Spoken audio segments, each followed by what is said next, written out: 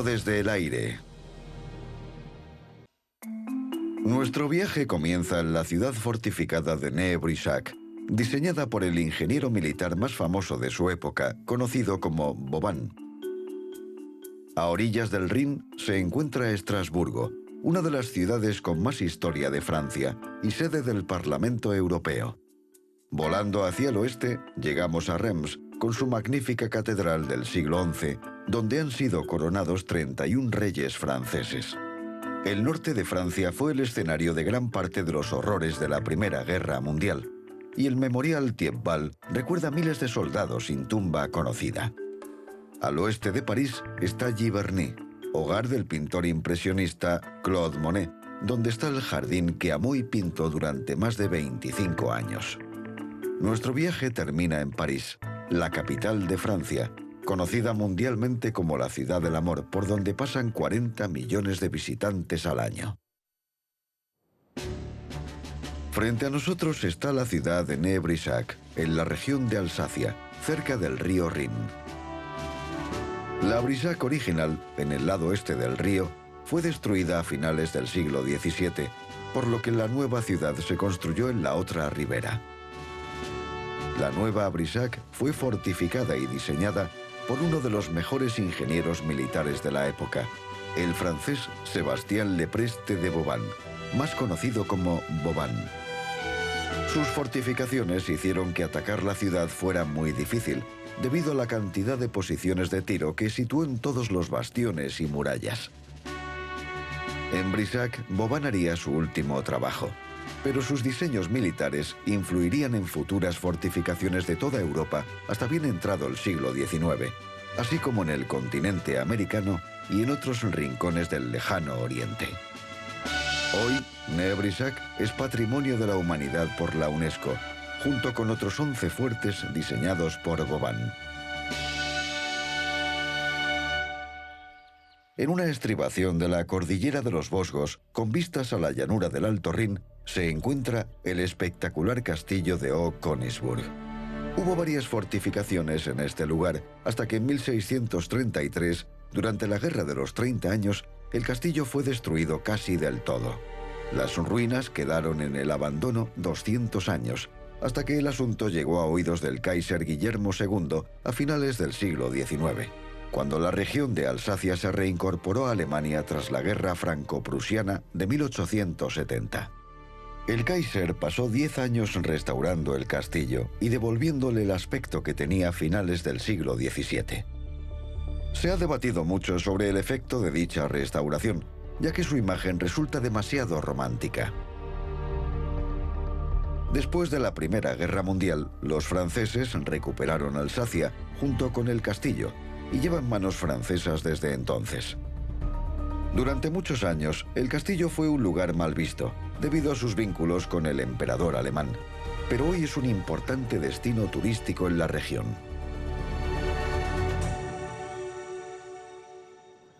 Uno de los ríos europeos más importantes es el Rin, que nace en Suiza y desemboca en el Mar del Norte, en los Países Bajos. Económica e históricamente, el Rin es una de las principales arterias del transporte industrial del mundo, desde la época romana. En sus 1.230 kilómetros hace de frontera en muchos tramos entre varios países. Aquí, en esta zona, separa Francia y Alemania.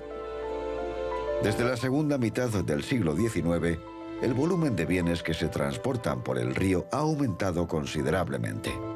Los muelles de la ciudad de Estrasburgo tienen ya más de 2000 años y ocupan el tercer lugar en importancia en este río. Manejar las barcazas cuesta poco, y eso mantiene bajo el costo de las materias primas. Por ese motivo, el río sigue siendo un eje importante de la producción industrial de la región. Estrasburgo es una de las ciudades con más historia de Francia. Su centro está en una isla, y en 1988 fue el primer centro histórico urbano declarado Patrimonio de la Humanidad por la UNESCO. Conserva muchos edificios medievales y renacentistas, incluida su impresionante catedral.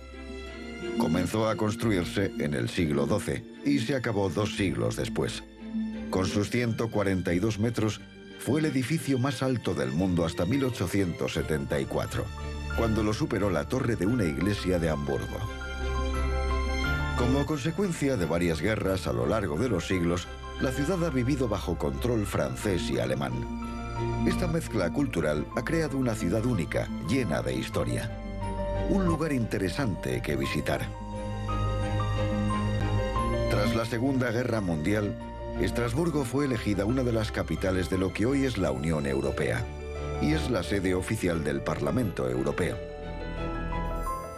En 1999 se inauguró un nuevo edificio del Parlamento que lleva el nombre de Louise Weiss, una exparlamentaria francesa.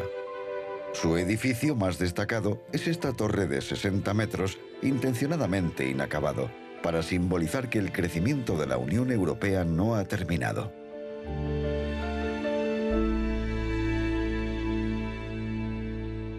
La luz se desvanece rápidamente y nos dirigimos hacia el oeste, hacia la hermosa puesta de sol y a la ciudad de Nancy. Aterrizamos en el aeropuerto justo cuando comienza a anochecer.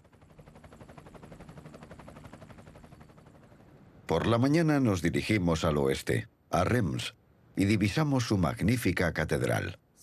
Esta reemplazó a una anterior que se quemó en 1210.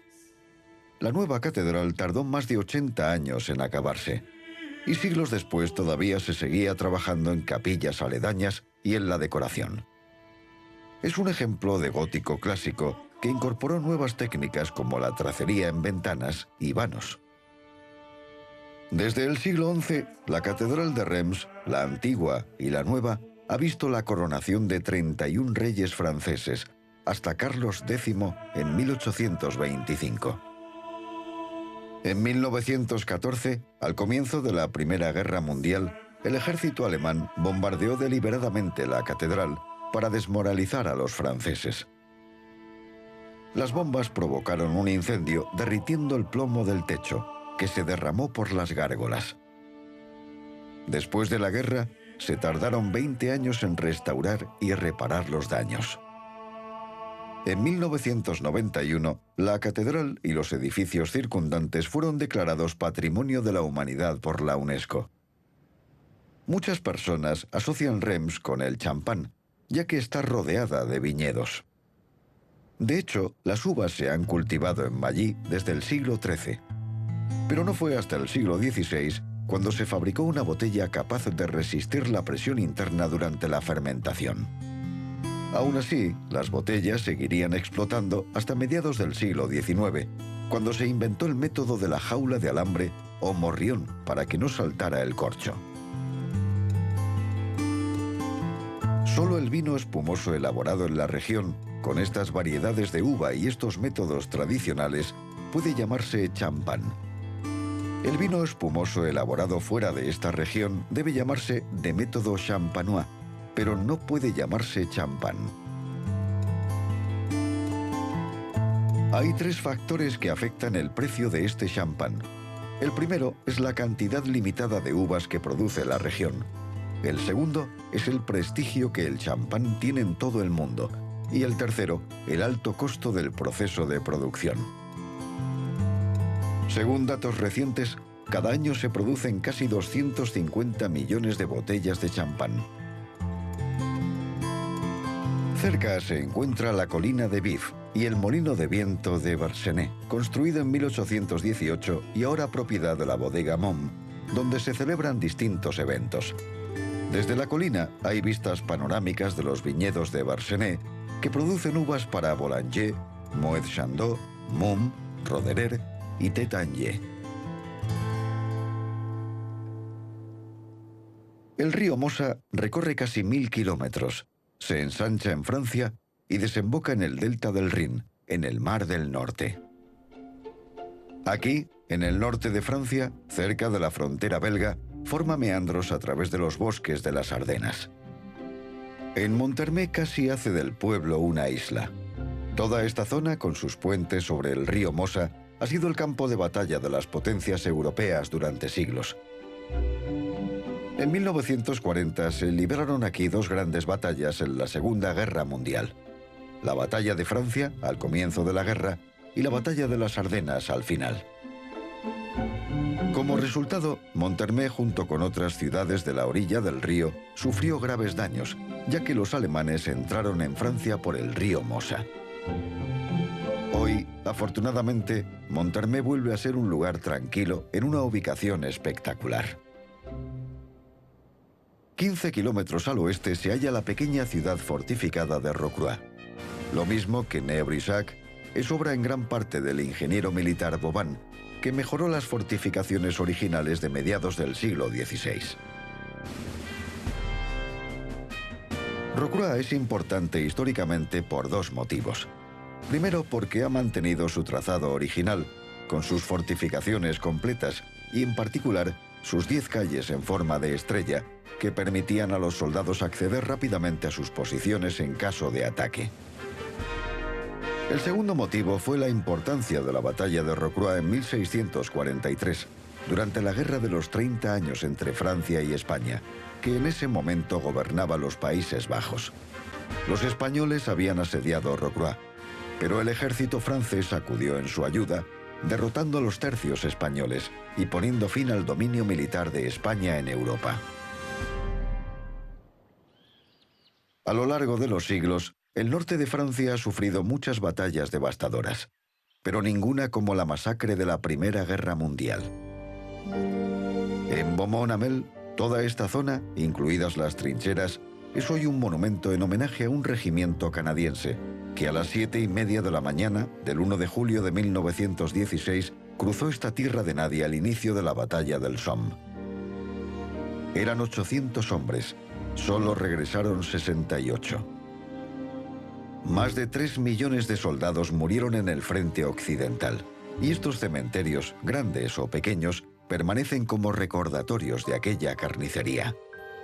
Mirando estos cementerios desde el aire, los versos iniciales del poema El soldado, del inglés Rupert Brooke, escritos al comienzo de la guerra, resultan muy apropiados.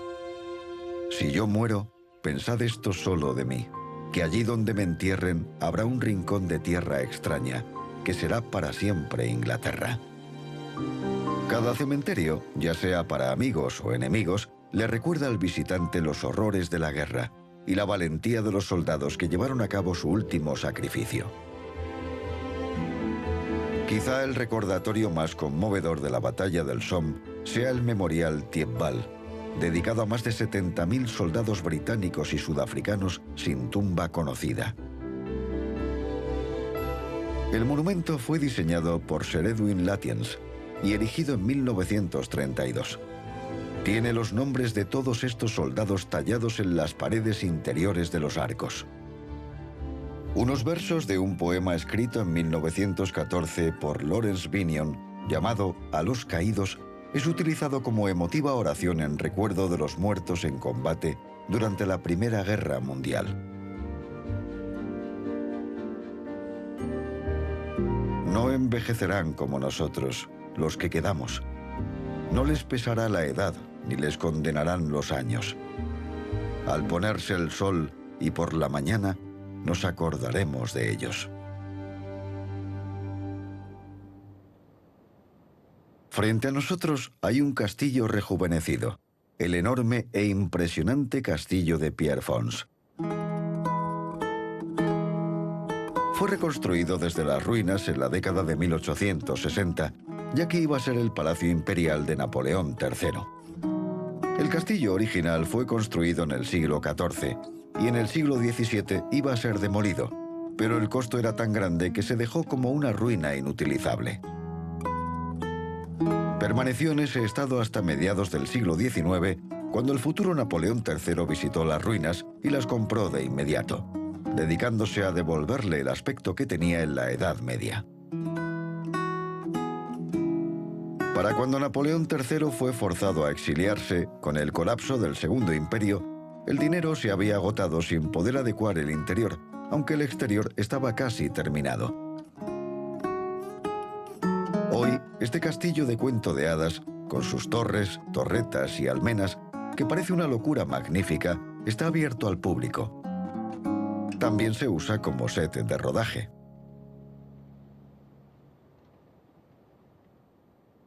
Durante la Revolución Francesa, muchas casas y palacios fueron destruidos, y este de Chantilly fue parcialmente restaurado en la década de 1830. 50 años después, el duque de Aumale construyó una nueva ala para albergar su gran colección de arte. El nuevo castillo fue acogido con reservas. Un crítico escribió: «Lo que hoy se califica de maravilla es uno de los especímenes más tristes de la arquitectura de nuestra era. Uno sube al segundo piso y desciende a los salones». En 1897, el duque murió sin heredero, ya que había sobrevivido a todos sus hijos. Dejó Chantilly y toda su colección al Instituto de Francia, y por ende a los franceses. Lo que sí sobrevivió a la Revolución Francesa fueron estos magníficos jardines creados por André Le Nôtre, el diseñador de los jardines de Luis XIV en Versalles. También sobrevivieron a la Revolución estos excelentes establos, seguramente una de las mejores caballerizas del mundo. Según la leyenda, el duque de Borbón, propietario del castillo, creía que se reencarnaría en caballo tras su muerte, por lo que en 1719 le pidió a su arquitecto que construyera unos establos adecuados a su condición. Dentro de este edificio de 185 metros de largo, que se encuentra junto al hipódromo de Chantilly, unas 100 personas cuidaban de 250 caballos y 500 sabuesos. Es un palacio hecho para caballos y todavía se usa en la actualidad. Antes de llegar a París, seguimos el curso del Sena hacia el oeste, hasta un jardín creado por uno de los pintores impresionistas franceses más destacados, Claude Monet. Vivía aquí, en Giverny, cerca de la actual autovía. Al principio alquiló la casa, pero cuando sus cuadros comenzaron a venderse, pudo comprarla y también los terrenos donde hizo su jardín. Monet le escribía instrucciones diarias a su jardinero, con diseños y distribuciones muy precisos. A medida que el patrimonio de Monet aumentaba, también crecía su jardín y llegó a tener 7 jardineros, aunque siempre se encargó él mismo del diseño. En 1893, Monet compró más terrenos con estanques e inició un ambicioso proyecto de paisajismo con el diseño de estanques con lirios. Estos se convertirían en el tema de sus obras más conocidas. En 1899 comenzó a pintarlos, primero con un puente japonés como eje central, y más tarde en la serie de lienzos de grandes dimensiones en los que trabajaría los últimos 20 años de su vida. Monet murió aquí en 1926, en su casa de Giverny. Una vez escribió: «Mi único mérito radica en haber pintado directamente frente a la naturaleza, tratando de plasmar mis impresiones de los efectos más fugaces». Una de las catedrales más importantes de Francia es la de Chartres. Declarada Patrimonio de la Humanidad por la UNESCO, se califica de obra maestra y punto culminante del gótico francés. Se construyó entre 1194 y 1220 en el emplazamiento de al menos 5 catedrales anteriores que se remontaban al siglo IV. A diferencia de muchas otras catedrales, la de Chartres se construyó en poco tiempo y en un solo estilo. Se ha mantenido casi igual desde su construcción y es un excelente ejemplo de arte medieval. Desde el siglo XII, la catedral ha sido un destino importante para viajeros y peregrinos cristianos, y lo sigue siendo hasta nuestros días. Algunos vienen a venerar su famosa reliquia, la Santa Camisia, la túnica que supuestamente llevaba la Virgen María cuando nació Cristo, mientras que otros vienen a admirar la soberbia arquitectura de la catedral y sus 800 años de historia. A unos 20 kilómetros al suroeste de París se encuentra uno de los palacios más grandes de Europa, Versalles. Luis XIV transformó el pabellón de caza de su padre en un inmenso y extravagante palacio. Cada detalle tenía la intención de glorificar al rey. Al mismo tiempo, el gran diseñador de jardines, André Le Nôtre, comenzó a transformar el parque y los jardines de Versalles. Es de los mejores ejemplos de jardín formal francés. Fueron diseñados como una gran perspectiva que llegara al horizonte, para ilustrar el dominio completo del rey sobre la naturaleza. Durante sus 40 años de construcción, Luis XIV supervisó personalmente cada plano y quedó satisfecho con el resultado final. Miles de hombres trabajaron en este inmenso jardín.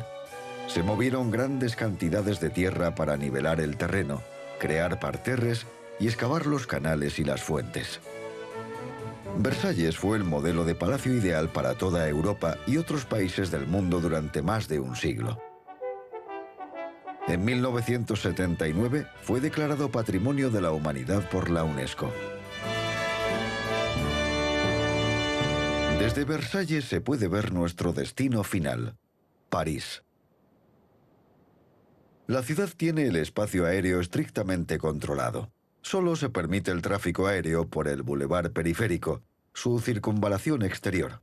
Pero podemos acercarnos un poco más a la vista más emblemática de París al ir a repostar al helipuerto. La Torre Eiffel es una de las estructuras más reconocibles del mundo y el símbolo más famoso de Francia. Fue construida para la Exposición Universal de 1889 por el ingeniero Gustave Eiffel y hoy es el monumento más visitado del mundo. Con sus 324 metros es la estructura más alta de París y fue la más alta del mundo hasta que se construyó el edificio Chrysler en Nueva York en 1930. La torre tiene 3 niveles, con restaurantes en el primer y segundo nivel y un mirador en la parte superior. Se tardan casi 9 minutos en subir y bajar en ascensor, ya que para en cada nivel. Para subir por las escaleras se debe estar muy en forma, ya que hay 300 escalones solo hasta el primer nivel. París es la capital de Francia y lo ha sido desde el siglo X. Estos últimos 300 años ha sido uno de los centros financieros, comerciales, artísticos, científicos y de la moda más importantes de Europa. También es un importante destino turístico con unos 40 millones de visitantes al año. Es una ciudad histórica con elegantes edificios de muy diferentes estilos arquitectónicos. Los Inválidos, antiguo hospital militar que se erigió por orden de Luis XIV, es hoy casa de retiro para veteranos de guerra y museo. Lo más importante es que bajo su cúpula dorada está la tumba de Napoleón Bonaparte. En una isla del Sena se alza la Catedral de Notre Dame. Comenzó a construirse en 1160 y se tardó 100 años en darla por acabada. Fue profanada durante la Revolución Francesa y solo tras la publicación de la novela de Víctor Hugo, El jorobado de Notre Dame, en 1831, se recuperó el interés en el edificio. Lamentablemente, en mayo de 2019, un incendio destruyó la cubierta de la catedral, pero por fortuna se salvó la estructura principal. En 1875 comenzó a edificarse el Sacré-Cœur, en la colina de Montmartre. Se concibió como una penitencia nacional por la derrota de Francia en la Guerra Franco-Prusiana, al comienzo de la Tercera República, en 1871. Sus impresionantes vistas de París atraen a millones de visitantes al año. Al oeste encontramos La Défense, el distrito financiero más grande de Europa, construido a partir de la década de 1980. En su corazón se halla el Gran Arco, alineado con el eje histórico de París, y el famoso Arco del Triunfo. Además de por la grandeza de sus edificios, París también es conocida como la ciudad del amor. Una ciudad donde el arte y la elegancia se mezclan con la modernidad por el brillante caudal del Sena. Un precioso lugar donde terminar este viaje.